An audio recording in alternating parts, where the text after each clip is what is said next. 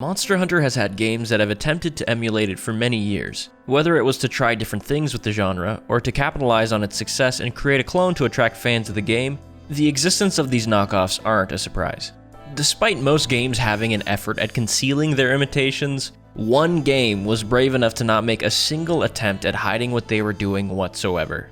And that game is none other than Hunter Blade. Yes, even the name sounds familiar.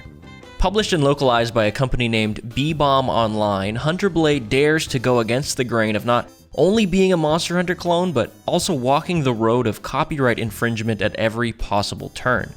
Self-proclaimed as a 2012 3D action MMORPG masterwork, Hunter Blade bravely and unapologetically rips off the weapons, movesets, armor skills, and monsters from Monster Hunter. For example, this is one of their weapons called the Claymore. Looks a little familiar. And here's one of the enemies you can face called the Yeti King. Yeah, they didn't even bother with this one. That's just straight up Langanga. And this is one of their areas called the Jungle. Where have I seen this before?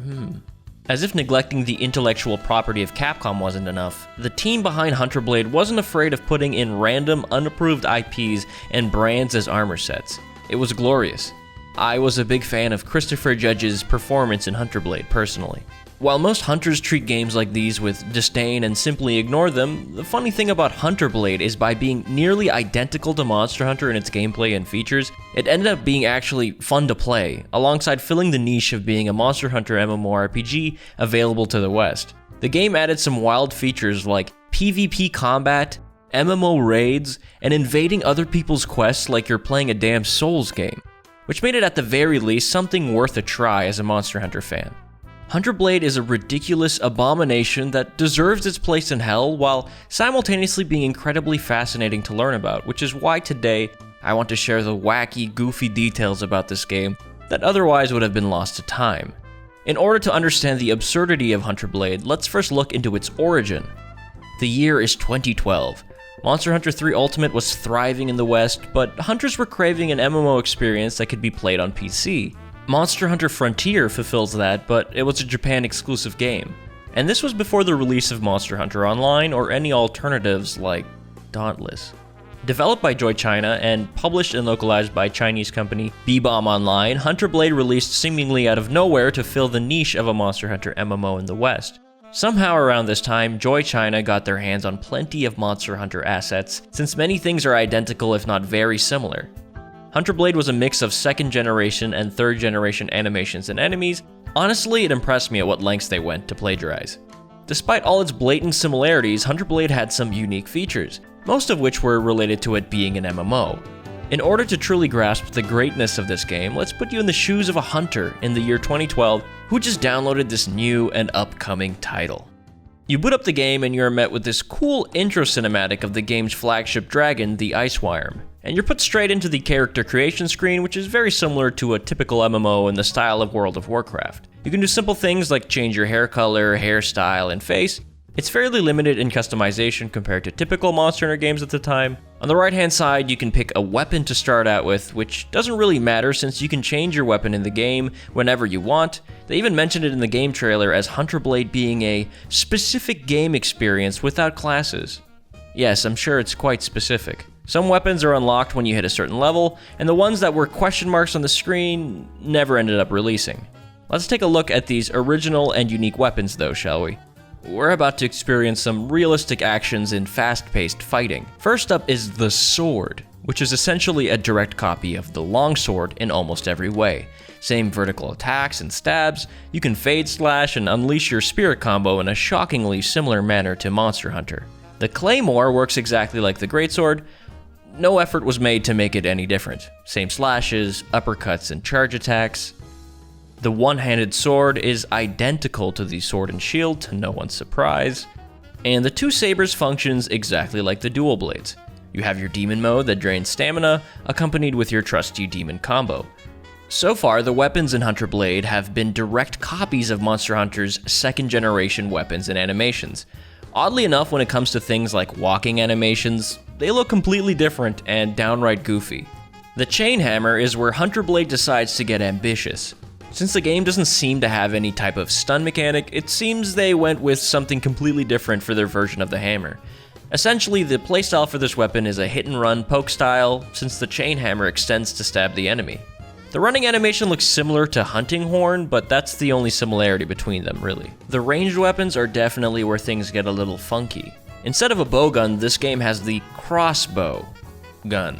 The animation for it is interesting, to say the least. It doesn't have any different shot types, you just shoot with the first-person reticle. You have skills to use for it though, like raining arrows down, but I'll go into that later. And lastly, the wand weapon. You just straight up cast magic with this. At this point, why not? Why not just shoot fireballs in Monster Hunter? The wizards from the guild were really cooking with this one. You can also physically swing the weapon, but that's a lot less exciting. I find it interesting that the weapons in this game are either direct copies or completely original and conceptually insane. I can only imagine what the weapons they never released would have been like. There's something else to the combat that I haven't mentioned yet. In order to use most of the weapons, you actually have to be a certain level. Similar to the HR system in Monster Hunter games, you level up to progress in different ways. In order to wear certain armor sets and go on harder quests, you have to be a specific level. By leveling, you can also use the skill tree feature, where you would have access to passive buffs and active abilities. Similar to Hunter Arts in Monster Hunter Generations, essentially you would press a button on your hotbar to do a special move, ranging from buffs to attacks. Despite a weapon like the sword being identical to their Monster Hunter counterpart, it can feel quite different with all their new abilities you can use from your skill tree. This would make weapons like the crossbow a lot more useful to use compared to its default state. Back to the Hunter Blade experience, after you choose one of these exquisite weapons, you are placed into a tutorial. Basically, you kill a bunch of these mammoths, which are shamelessly reskinned popos, but then again, they did mention that emulational dinosaurs return to Jurassic period, so keep that in mind. Carving in this game involves pressing a giant button. Unsurprisingly, the carving sound is ripped directly from Monhun. Also, it's important to note that I smartly slayed AI monsters blood splashed with each cut. A gate opens up that leads you to the soothing Moga village. Okay, it's not actually Moga village, but it may as well be. Within this bustling seaside abode, there are a bunch of NPCs that have been dubbed by B-Bomb themselves. Take a listen. Use your shield well! Why'd your fingers? Arg, damn it! I hope to hear from this dubbing team in the future. Soon after making it to Boga Village, you'll be put on your first set of quests, and these quests are located in a myriad of unique locales. You enter the areas through this neat little map. One of the first ones is this tundra area with a very strange looking skybox that's way too close to the camera. There's a volcano, a cave map, desert, but the most interesting one has to be the jungle, since it is basically a recreation of the jungle map from Monster Hunter DOS. The best part of these maps have to be the gathering points though. You just go up to a gathering point and wait for this bar to fill up, leading to some riveting gameplay. This makes gathering in old Monster Hunter games look like Monster Hunter World. This game has perfected mining. Now, what's Hunter Blade without hunting? In this game, monsters are called Erlani, and there are actually a variety of different kinds. Most of them are reskins of monsters for Monster Hunter, but they have their own unique creations similar to what they did with the weapons. Let's go over them one by one, starting with the reskins.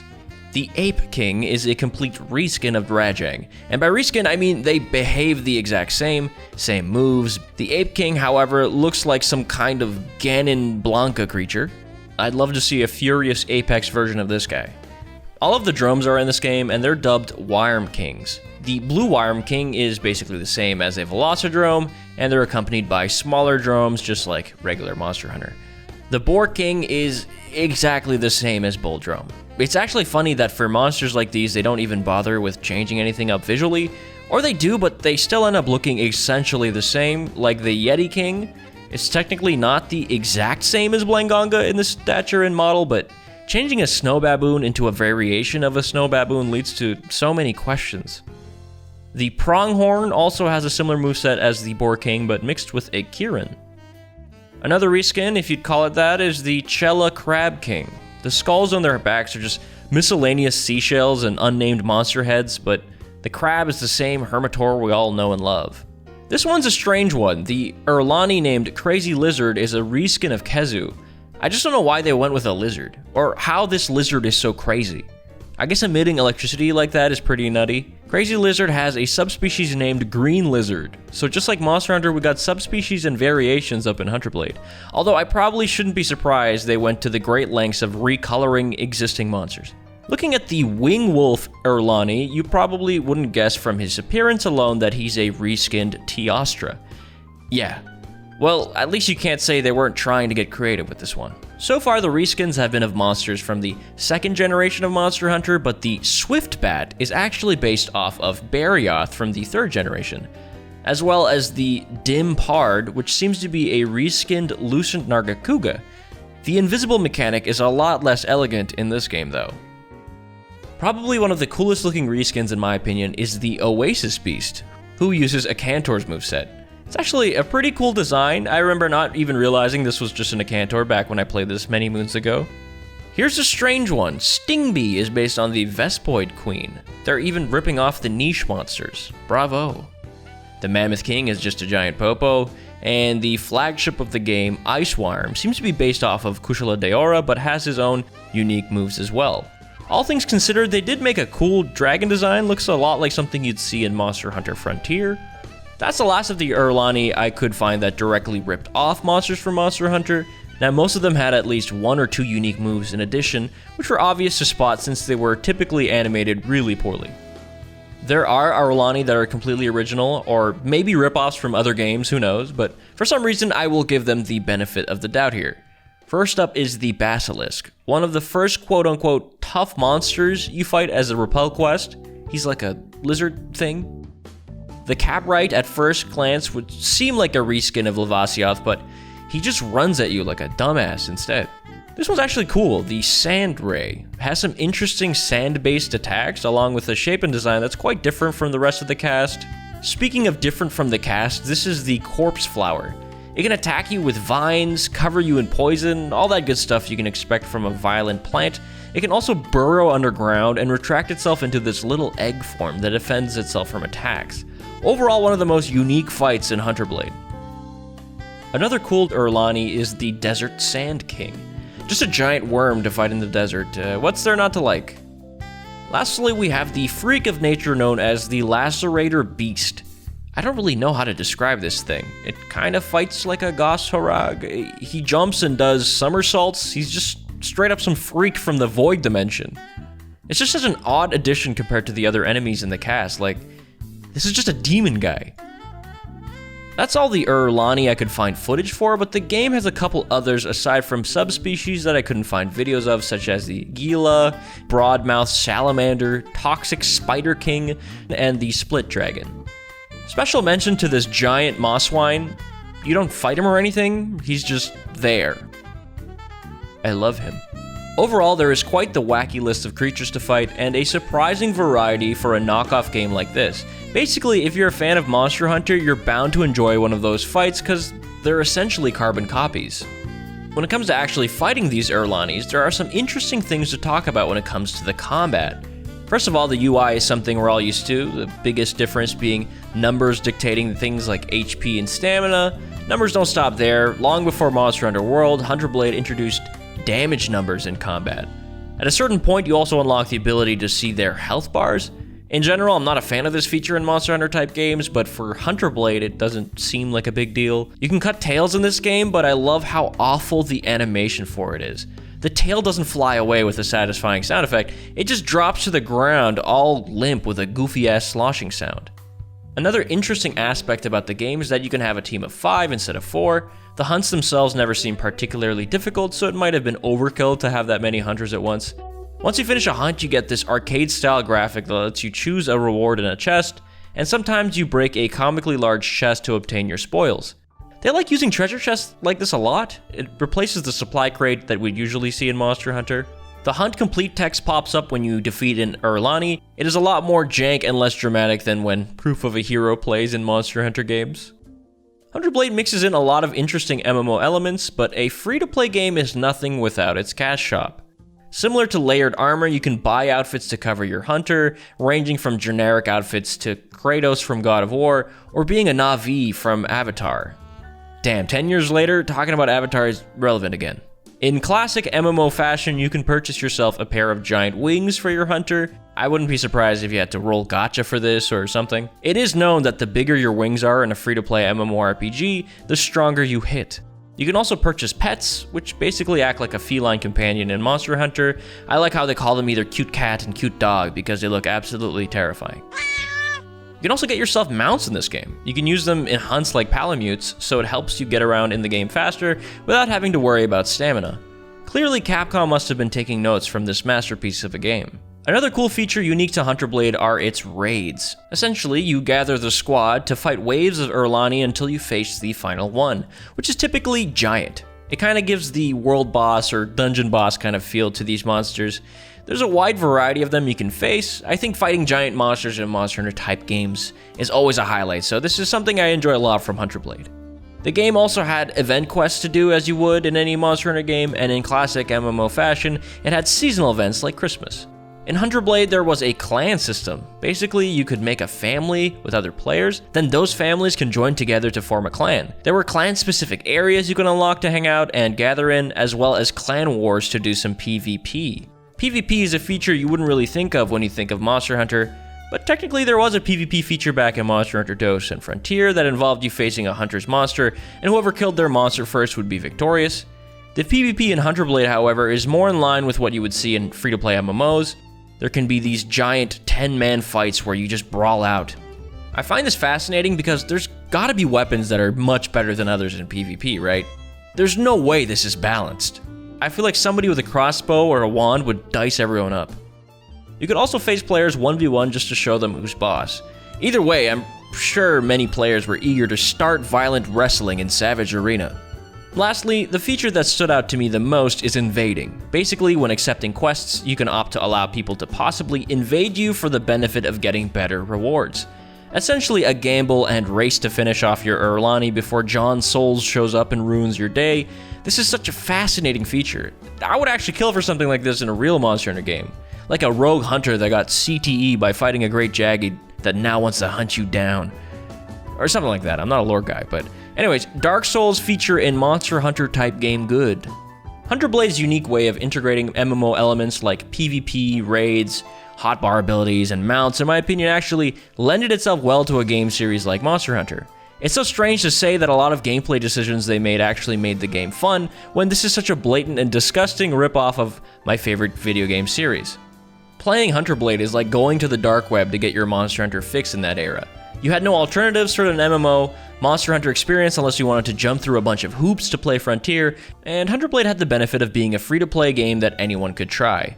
Despite its jank animations and goofy combat decisions, Hunter Blade was ultimately a fun experience and one of the best Monster Hunter clones at the time because it literally didn't change any of the core aspects. Its plagiarism made it good because it was copying greatness while adding its own unique MMO flavor, and it's likely something we will never see again. Hunter Blade existed for 2 years in China before being published in America, and to no one's surprise, it didn't last long before it got shut down. Whether it was from Capcom, the owner of the IPs it stole its cash outfits from, or because of whatever the hell this abomination is, Hunter Blade was swiftly taken down by the eyes of the law. Can we still play this game? No, not even remotely. The companies behind Hunter Blade are now defunct, and no one bothered to set up a private server for this game, maybe for the best. This 2012 3D action MMORPG masterwork can't ever be played again, but its memory will forever live in our hearts. I hope you guys enjoyed today's look at a game from the darkness of 2012. As always, if you like Monster Hunter related content, please do consider subscribing. My goal is to get 3 billion subscribers by June. Let's make it happen, folks. I'm also live on Twitch for Monster Hunter Mondays. Come say hi. Maybe you'll catch me smartly slaying AI monsters blood splash with each cut. See you soon. Bye-bye now.